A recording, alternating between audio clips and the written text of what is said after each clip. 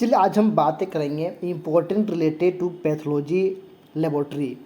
कुछ रिलेटिव है, किससे रिलेटिव है, इम्पोर्टेंट चीज़ें हैं, कुछ इम्पोर्टेंट चीज़ें हैं पैथोलॉजी लेबोरेटरी के लिए, जो एक एलटी यानी लेबोरेटरी टेक्नीशियन को जानना बहुत ही ज़रूरी होता है। तो चलिए इसके बारे में बातें करते हैं, और वीडियो में आप नए होंगे तो सब्सक्राइब कर दीजिएगा और वीडियो को अंत तक बने रहें। तो चलिए वीडियो को चालू करते हैं। What is thromboplastin? थ्रोम्बोप्लास्टिन किसे कहते हैं? Thromboplastin is a plasma protein. यह क्या है? प्लाज्मा प्रोटीन है, ठीक है। एंड इट्स रिलीज, और यह क्या करता है? रिलीज करता है व्हेन, जब टिश्यू एंड प्लेटलेट्स या डैमेज, जब टिश्यू और प्लेटलेट्स डैमेज होता है तब यह करता है थ्रोम्बोप्लास्टिन को रिलीज करता है। कहने का मतलब है कि जब भी हम लोग कट जाते, फट जाते तो कहीं भी, तो क्या करता है थ्रोम्बोप्लास्टिन ये क्या करता है? रिलीज करता है। किसी को रिलीज करती है? प्लेटलेट को रिलीज करती है।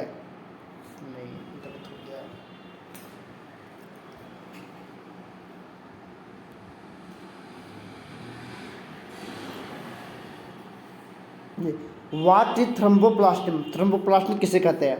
Thromboplastin is a plasma protein है। क्या है? एक प्लाज्मा प्रोटीन है। इट्स रिलीज, और यह क्या करता है? रिलीज करता है व्हेन, जब टिश्यू एंड प्लेटलेट्स या डैमेज, जब टिश्यू एंड प्लेटलेट्स जब डैमेज होती है तो ये क्या करती है? थ्रोम्बोप्लास्टिन रिलीज करती है। ये कोई टिश्यू का मतलब क्या हो गया? कोई भी ऑर्गन का एक हिस्सा, ठीक है, कोई भी ऑर्गन का हिस्सा, और प्लेटलेट जब डैमेज होती है तो क्या है? थ्रोम्बोप्लास्टिन रिलीज करती है। थ्रोम्बो का मतलब क्या हो गया? थ्रोम्बो का मतलब हो गया प्लेटलेट, ठीक है। तो इसीलिए बोला गया है थ्रोम्बोप्लास्टिन यानी प्लेटलेट इससे जुड़ा हुआ है। ओके, चलिए सेकंड देखता हूँ।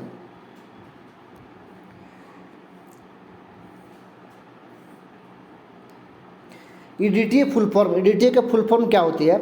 ईडीटीए का फुल फॉर्म होती है ethylene diamine tetra acetic acid. इसका फुल फॉर्म क्या हो गया? Ethylene diamine tetra acetic acid. यह क्या है? यह एक एंटीकोगुलेंट है। ओके, K2EDTA है क्या है? It is water soluble. क्या है? वाटर सोल्यूबल यानी पानी में घुलनशील है। K2EDTA क्या है? यह वाटर में सोल्यूबल है यानी घुलनशील है, ठीक है। What is EDTA? EDTA क्या है? प्लेन EDTA क्या है? EDTA is not water soluble यानी क्या है? EDTA वाटर में सोल्यूबल नहीं है। कौन सा नहीं है? Plain EDTA। यह पानी में घुलनशील नहीं होती है। Okay, clear? तो देता हूँ। EDTA preserve cellular morphology of cells. कहने का मतलब है कि सेल्यूलर मॉर्फोलॉजी ऑफ EDTA ये प्रिजर्व करके रखता है, बनाए रखता है। किसको बनाए रखता है? Cellular morphology of the cells. EDTA क्या करता है? सेल्यूलर मॉर्फोलॉजी यानी जो उसके अंदर है, शेप साइज जो है वो बनाए रखता है। कितने आवर तक बनाए रखता है? तो ये 2 to 3 आवर यानी 2 से 3 घंटे के अंदर यदि किसी व्यक्ति का सैंपल कलेक्शन कर लिए हैं आप, और 2 से 3 घंटे के अंदर इसका मॉर्फोलॉजी यदि आप कीजिए तो आपको प्रॉपर इसका दिखाई पड़ेगा। जो आपको शेप साइज, जो इसका डायमेंशन है वो पूरी तरह से आपको अच्छी दिखाई पड़ेगी। कब? जब आप विदिन 2 to 3 आवर में इसका एग्जामिनेशन कर लीजिएगा। क्लियर? यूज ऑफ EDTA का यूज कहाँ किया जाता है? EDTA का यूज किया जाता है लेबोरेटरी में, ओके, एंड और कॉस्मेटिक में। कॉस्मेटिक का मतलब क्या हो गया? कॉस्मेटिक का मतलब हो गया सैलून हो गया, पार्लर हो गया। वहाँ पे क्या है ना, बहुत सा चीज़ें को जो बनाया जाता है फेस में लगाने के लिए, बॉडी में लगाने के लिए, तो क्या ना उसमें कहीं ना कहीं कॉस्मेटिक का उसमें मिक्स किया जाता है, कॉस्मेटिक का उपयोग किया जाता है। और लेबोरेटरी में तो जानते ही हैं। ओके,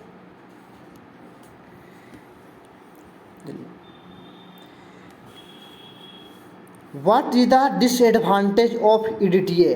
ठीक है, इसका डिसएडवांटेज क्या है यानी इसका बुराई क्या है? इफ़ अगर यूज इन एक्सेस, यदि बहुत ज़्यादा मात्रा में हम EDTA का यूज करेंगे तो इसकी डिसएडवांटेज यानी इसकी बुराई क्या हो सकती है? तो चलिए इसके बारे में जानते हैं। फर्स्ट में क्या है? फर्स्ट में है आरबीसी एंड डब्ल्यूबीसी या श्रिंक, श्रिंक के मतलब क्या हो जाए, सिकुड़ जाना, ठीक है। ये जो मॉर्फोलॉजी में जो आपका बना हुआ है, मान लीजिए आरबीसी का कितना होता है, डायमीटर होता है 7.4 माइक्रोमीटर होता है, तो ये आपका श्रिंक कर जाएगा, ये आपका क्या होता है, सिकुड़ जाएगा, वो आपको 7.4 माइक्रोमीटर में आपका ये डायमेंशन नहीं रहेगा। एंड और डब्ल्यूबीसी में क्या हो गया, न्यूट्रोफिल, लिम्फोसाइट, मोनोसाइट, ये सब चीज़ आ गया। तो ये क्या है, ये सब आपका इस शेप साइज में आपका नहीं रहेगा, ये क्या कर जाएगा, श्रिंक कर जाएगा। कब, जब आप एक्सेस अमाउंट में डीटीए का आप यूज कीजिएगा, ठीक है। सेकेंड, पीसीबी और एचसीटी क्या है, दोनों इसी को बोलते हैं। पीसीबी का मतलब हो गया पैक्ड सेल वॉल्यूम, एंड और एचसीटी का मतलब हो गया हीमोक्रिप्ट या रिड्यूस, क्या हो जाएगा, घट जाएगा। जब एक्सेस डीटीए का यूज कीजिएगा तो क्या होगा, पीसीबी की घट जाएगा।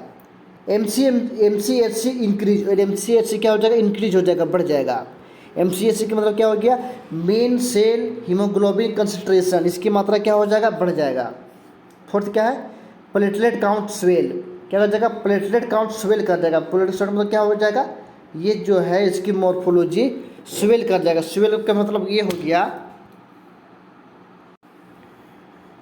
स्वेल का मतलब क्या हो गया, स्वेल का मतलब होता है फूल जाना, फूलना, यानी जिस मॉर्फोलॉजी में होना चाहिए इसका कितना होता है डायमेंशन, इसका होता है dimension 224 micrometer.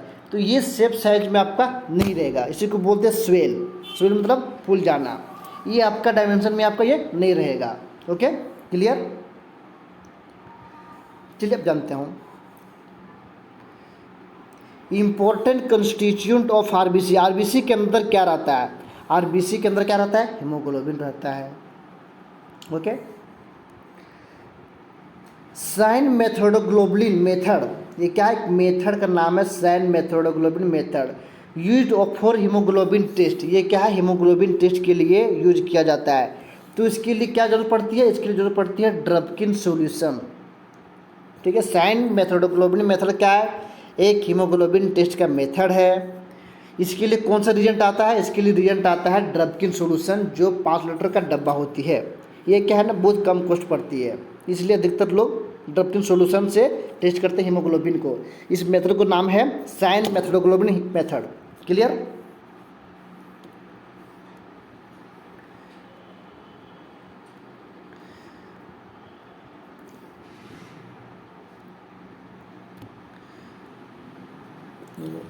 Haemoglobin determination method, haemoglobin की डिटर्मिनेशन क्या होता है, डिटर्मिनेशन के हमको पता लगाना, हीमोग्लोबिन टेस्ट का हम लोग पता लगाते हैं। तो कितने मेथड होता है इसको पता लगाने के लिए, तो फर्स्ट मेथड है आपका सैलिस मेथड, जो मैनुअल किया जाता है। अभी भी ग्रामीण इलाकों में मैनुअल टेस्ट किया जाता है, जहाँ पे उतना अभी एडवांटेज नहीं हुआ है। सेकेंड में क्या हो गया, साइन मेथोडोग्लोबुलिन मेथड, जिसके बारे में भी ऊपर में चर्चा की है हम लोग, ठीक है। थर्ड में क्या हो गया, ऑक्सी हीमोग्लोबिन मेथड, ये बहुत कम मात्रा में इसकी मेथड यूज किया जाता है। फोर्थ में क्या हो गया, अल्कलाइन हेमेटिन डी मेथड, ये मैं खुद यूज करता हूँ, ये इसकी रिजल्ट बहुत अच्छी है, अल्कलाइन हेमेटिन डी मेथड, और ये कम कॉस्ट भी पड़ता है, रिजल्ट भी इनका बहुत अच्छा है।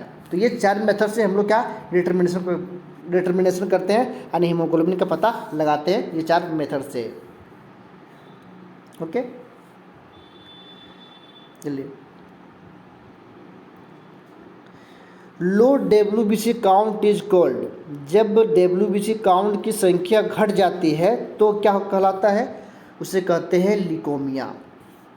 ओके, जब डब्ल्यूबीसी काउंट की संख्या घट जाना, that is called leukaemia. And और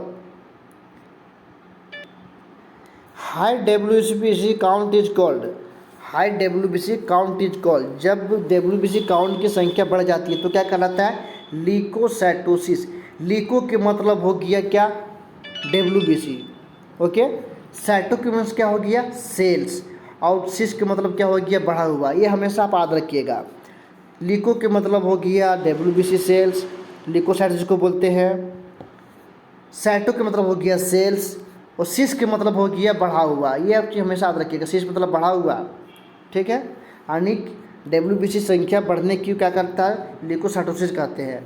और जब इसकी संख्या घट जाती है तो क्या कहते हैं, ल्यूकेमिया कहते हैं। Okay, low thrombocytopenia, low platelet count is called, जब प्लेटलेट काउंट की संख्या घट जाती है क्या कहलाती है? थ्रोम्बोसाइटोपेनिया। बोले ना पेनिया के मतलब, अभी भी एक चीज़ और भी जान लीजिए, पेनिया के मतलब हो गया घटा हुआ, लास्ट में जुड़ा हुआ जहाँ आपको मिल गया पेनिया, ये पेनिया, पेनिया का मतलब होता है घटा हुआ, ये हमेशा याद रखिएगा आप। तो low platelet count is called कहलाता, क्या कहलाता है? थ्रोम्बोसाइटोपेनिया। थ्रोम्बो के मतलब क्या हो गया? प्लेटलेट, ठीक है। साइटो मतलब हो गया सेल, पेनिया का मतलब क्या हो गया? घटा हुआ। अरे थ्रोम्बोसाइटोपेनिया के घटे हुए कंडीशन को क्या कहते हैं? थ्रोम्बोसाइटोपेनिया कहते हैं। और जब इसकी संख्या बढ़ जाती है, ठीक है, high platelet count is called, जब इसकी संख्या बढ़ जाती है तो क्या कहते हैं? तब इसको कहते हैं थ्रोम्बोसाइटोसिस। सिस मतलब क्या हो गया? बढ़ा हुआ। थ्रोम्बो मतलब प्लेटलेट, साइटो मतलब सेल, और जब इसकी संख्या बढ़ जाती है तो क्या कहते हैं? थ्रोम्बोसाइटोसिस कहते हैं। Okay,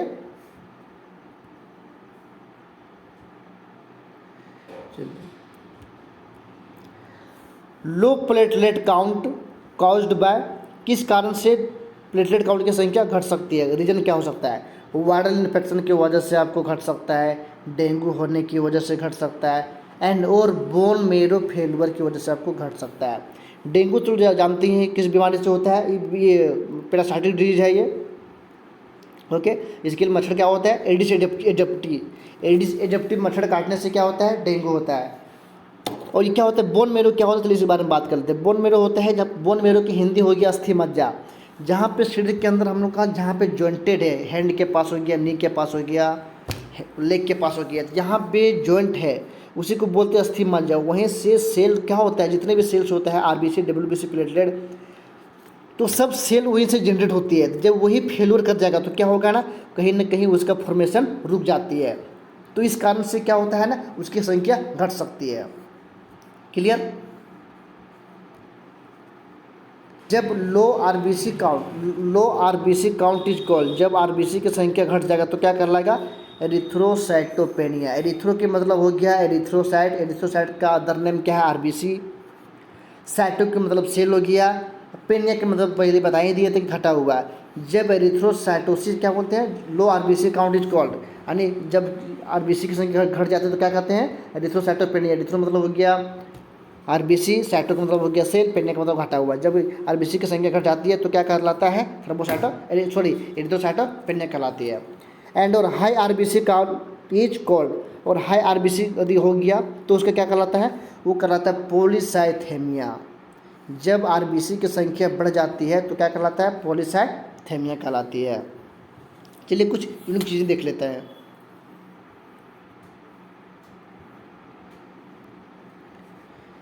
inspiration plus expiration, that is called respiration. क्या होता है? इंस्पायरेशन के मतलब क्या हो गया? इंस्पायरेशन के मतलब हो गया अंदर, ठीक है। इंस्पायरेशन के मतलब हो गया अंदर, और एक्सपायरेशन के मतलब क्या हो गया? बाहर। अंदर बाहर श्वास लेने की प्रक्रिया को क्या कहते हैं? रिस्पायरेशन कहते हैं, श्वास लेना कहते हैं। ओके, ये हम लोग चलो बातें कहाँ पर करेंगे? रिस्पायरेटरी सिस्टम में इसके बारे में पूरी फुल्ली बातें करेंगे। ओके, अभी इतना ही जान लेते हैं।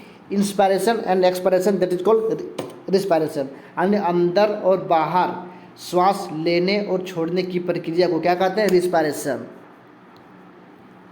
ओके, और चलिए वीडियो में आप नए होंगे तो सब्सक्राइब कर दीजिए, और चलिए मैं मिलता हूँ नई वीडियो के साथ। तब तक के लिए बाय बाय, टाटा, जय हिंद, जय भारत।